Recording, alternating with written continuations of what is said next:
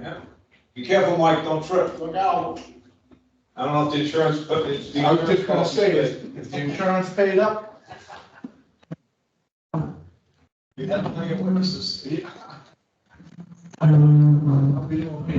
Oh, both mics. Boy, everybody, all right. Mike. And we also had a Alright, question for you, but we figured it out with that plot land for the senior center. Yes. In a last minute scale on, he's like, that thing's huge. We're like, no, there's plenty of room. We got it answered, Dan, so we don't have a question for you. I will stop talking.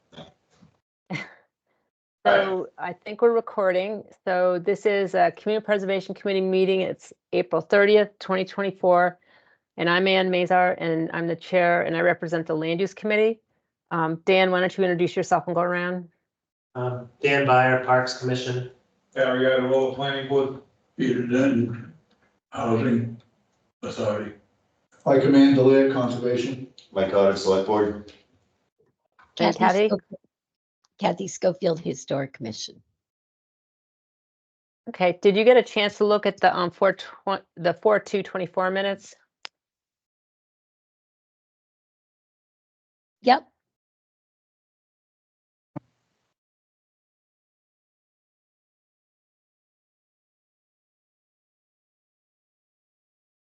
Motion to I accept can't- the 24 minutes. Who said that? Mike and Lynn. Mike Amendolia, and then was that Mike Goddard that seconded it? Yep. Okay, it's weird, the sound comes on and off. So when the all right, sound all comes those- out, it's because nobody's talking. Like Okay. it's dropping to zero, but you're not missing anything. It's just leveling out, so you're not hearing any background noise. All right, I might be able to change that. so all those in favor? Aye. Aye. Aye. Aye. Aye, okay. I don't think we need to review the ATM warrant motions because we did them all, so I think we're all set. Unless someone else, has a question on that. No?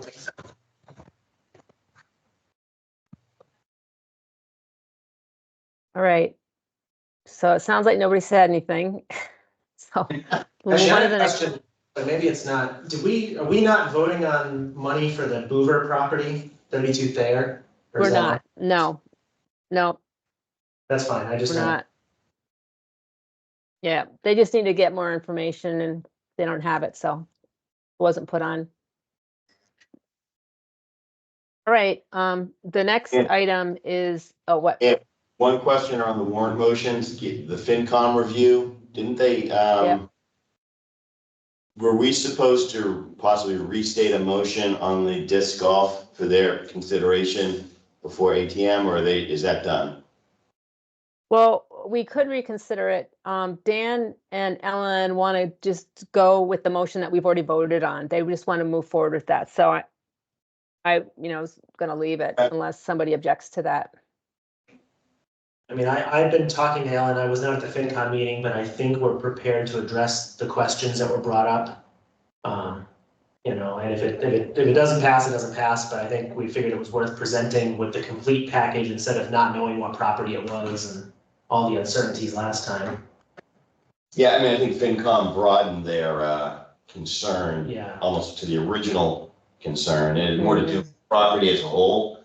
Like, what's the plan for that whole parcel? Right. Not just the housing that Ann has spoken to in disc golf, but what's the, a full plan? And it was sort of like, well, the plan is disc golf and housing right now, and the rest is open space. That is the plan. Yeah. Right. So, That's my understanding. yeah. I believe disc golf is not stopping us from further utilizing that middle section. Like, it isn't disc golf and nothing. Right, I think There's that there's a still- feeling, Exactly. if you think the field could be used for a field, Right. well, we should explore that before we do anything. I'm kind of like, well, I don't know, not if we don't impact that Yeah. open space and it's still available, we can revisit another use.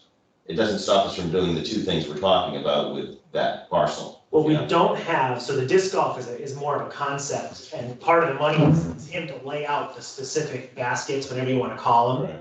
So I think that's part of it, is saying, hey, you know, we'd like you to leave open a corner of this property or work in a perimeter of an area, because there is kind of a clearing that has future potential.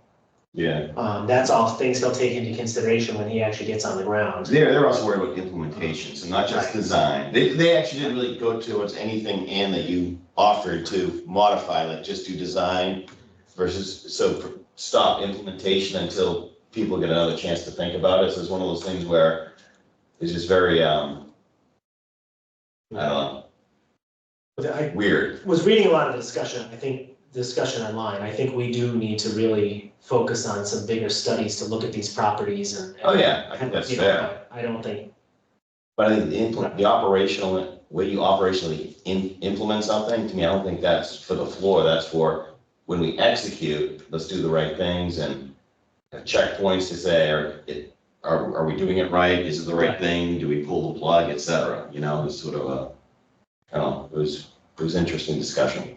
maybe I'll go back and watch it, maybe. And it probably should be said that first the housing study will be done, and then disc golf, and that field that potentially could be a sports field should be avoided. You were talking with Ellen today, right, Dan? Yeah, a little bit. We've been going back and forth on a presentation to try and compile questions and information. What field are you talking about? The one on Providence Road, the gate where it goes into the right of the house, that field? I don't know if field is the right word. There's an area, let me see if I can find it on a different map. There's an area where it's kind of flatter It's and less open. trees, where it would, you know, if you were gonna build a field without doing massive amounts of clear cutting, Yeah, I mean, I've been That's on your the property, I potential. was wondering where this, well, you can't even see where you it. talk. I think it's here, this. I'm just repeating the words I heard, I didn't. Oh, when you said field, it perked up my. Yeah, no, that's. So I thought you were talking about the brown field in the front, the No, property to the. No. If you right look- of the house. like where the police station shell is, Yeah, kind of a little bit out in this area, if that makes sense, but before the stream, there's an area that's relatively flat. I mean, you can see the topographic lines. yeah, there is, There's tree cover though. yeah, Um, there's flat there. So I think that I then don't maybe know that's, what it yeah, gets. I don't know, we should go out in the spring and see. And that was just based off that one sidewalk we had. I just think one-off fields in remote locations doesn't really work. You know, Right, Yes. what I'm saying, what I'm thinking now is how you're gonna get to it. Right, no, I think, And we're gonna town park needs it, a more and how you- holistic view of How you fields. can access it.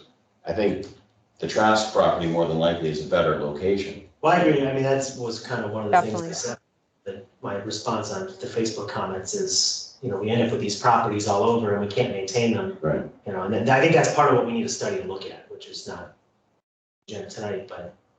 is I told the where do school we go? committee to rethink their school planning and make Misco the high school, just retro it. And then you can have your field complex there, not do it up in Upton. Do that. Well, no, he laughed at me. I think Misco is space challenge too, that's the problem. But Trask is interesting because it's right there. Oh, yeah, no, It's not that, you know, but you can do multiple and do it right, you know? We're way off topic, I apologize, Ann. Okay. So the next item, on April 1st, 22, we voted to set aside $20,000 for administrative funds for engineering on the records room project. And I think we've only spent 4,500. And so Dan, why don't you explain why you need 14,300? yeah, so there's been a whole bunch of additional engineering that we needed on this project to get the bids put together. We had one architect that helped with all the design drawings. We actually engaged with Mike Petrovic, who's working on the senior project, to help us with the specifications, because it turns out that the company that did all the design work wasn't a full licensed architect. And he didn't have a lot of municipal experience, so we ended up leveraging Mike's help to get that across the finish line. The problem is the engineering work is not reimbursable for the grant. And we have a bit of I don't want to say a cash flow problem, but it's very complicated because it's a reimbursement grant and we only have a partial match. So we're asking for $14,300 in CPA administrative funds. And that's to pay off an outstanding invoice for $9,300 to CBDS Design. And then there's a total of $10,000 to Mike Petrovic, some of which has already been paid, and some of it is him overseeing the final project. When everything is done, we will have $32,000 that's going to come back in reimbursement that will roll over into CPA. So we will get this money back. We can only get. So we're gonna front it. Right, we can only get reimbursed on the actual construction. So like, he has to go out and do $32,000 worth of work, then we have to get that money back, so we can pay him the rest of everything, and then there's it's a total of 64. I mentioned to Ann, I think the one lesson I learned from this, I think going forwards, we should try and do 100% match if we ever do one of these historic grants again. This was a very complicated mess, because they reduced the grant amount. So we'll have to remember that if we do a grant for the windows or something. Would The someone good like to news make, is- oh, sorry. I was gonna say, the good news is we have a contract, we have a contractor, we have a low bidder. I believe they're signing the contract in the next couple of days. He's hopefully gonna get started and we're actually gonna get this done. So that's. Yeah, I'm surprised we're at this point in the project now, this is coming out, because after the interim TA left for the last one, I thought this thing was like all done, ready to go, we got the bidder and it was. So we had this architect, we went through 3 revisions with the state, they kept rejecting our bid specs. We brought in Mike Petrovic, finally got it all done, put it out to bid, it's like the 2-week deadline, got that all done. Then the state notified us that they didn't properly advertise something in the newspaper, so then we had to repost the whole thing. That's another 2 weeks. Yeah. Every step of the way, there was an obstacle. Some of it was screw ups on our end, and some of it was the state being incredibly particular. So then after the select board meeting, and we had the award of the contract, sent everything back, then he looked them over, found questions about whether they were qualified, and Mike had to go get all the references and prove that they had done projects on historic properties, so that took another week. This has been a very long slog. So what is the 14,000 what? It's $14,300. So there's outstanding invoice from Armando CBDS for $9,300, and then Petrovic's total cost is $10,000. And I believe, hang on, I have it somewhere else. Part of it was paid already. I move we allocate 14,300 to complete or front the money to move the records room project forward. But I will say, and I mentioned it just for the record, so David has been volunteering to help see this through, even though he's done. I think this is a good lesson in needing, not that we didn't have it, but needing a ton of administrators that been, the volunteer boards can't manage these projects. Well, they shouldn't be doing Like that. historic. It just, it's one thing to write the grant and do it, but when it comes time to, it becomes a ton of work without buy-in from the beginning. So. I'll second it. We'll have to. Okay. Any more discussion? I'd just like to see sort of a breakdown of the money and how that, verbally I kind of was following, but I'd like to see sort of a breakdown, understand how it's, in the end, how it nets out to money coming back in at some point. Yeah, I can tell you if you want. No, not Take verbally, this- I need to, Well, I can write it out, it'll take I 2 might seconds. say, pen to paper. Yeah. Ink on paper. No, and that's the future, I mean, I'm good So I for can, now. yeah, Yeah. it's in this giant email, but I can send it out. Yeah, if you could send it out to the committee, that'd be great. Yeah, and then maybe that'll help illustrate why we kind of got into this. I don't think we realized the design was gonna be so high, and then it dragged on for so long. Mhm. But then we're so tight doing it, getting reimbursed to pay the final portion. So it's moved, it's seconded. Yep. All those in favor? Aye. Aye. Kathy? And I, Okay, sorry. aye. All right, the next one, we had to have a public hearing for CPA, and the legal ad cost was $132. That would come out of administrative funds. Oh, okay. How much? Can you hear me? $132.84. And that was for the legal notice. Someone want to make that motion? So moved. Second.